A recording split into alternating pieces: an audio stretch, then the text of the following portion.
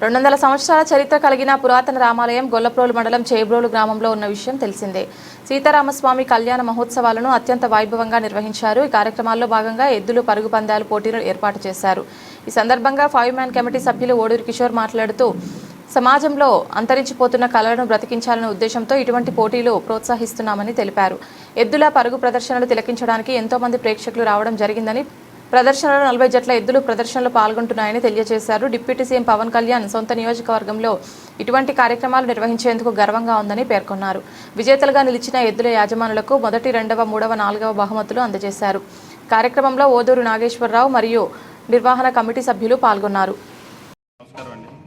ఈరోజు పిఠాపురం నియోజకవర్గంలో 200 సంవత్సరాల చరిత్ర కలిగిన శ్రీ సీతారామస్వామి దేవస్థానం నందు ఘనంగా శ్రీరామ నవమి కళ్యాణం దగ్గర నుంచి కూడా చేబ్రోలు గ్రామంలో ఈ 7 రోజుల పాటు కార్యక్రమాలు జరుగుతున్నాయండి.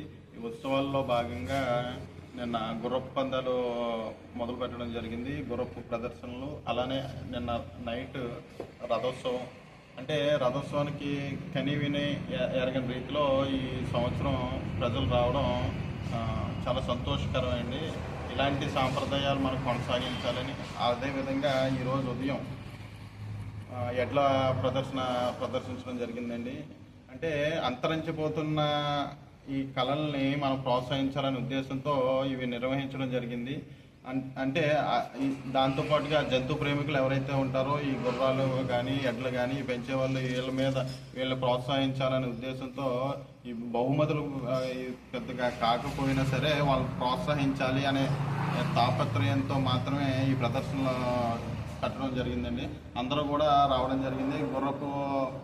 గుర్రాలు మొత్తం మీద మన రాష్ట్రంలోనే కాకుండా తెలుగు రాష్ట్రాలు రెండు కలిపితే సుమారుగా ఒక 35 గుర్రాలు రావడం జరిగిందండి. అలానే ఎడ్లు కూడా ఈరోజు జూనియర్స్, సీనియర్స్ విభాగాలు రెండు కలుపుకుని సుమారుగా ఒక 40 పైన ఎడ్లు రావడం జరిగిందండి.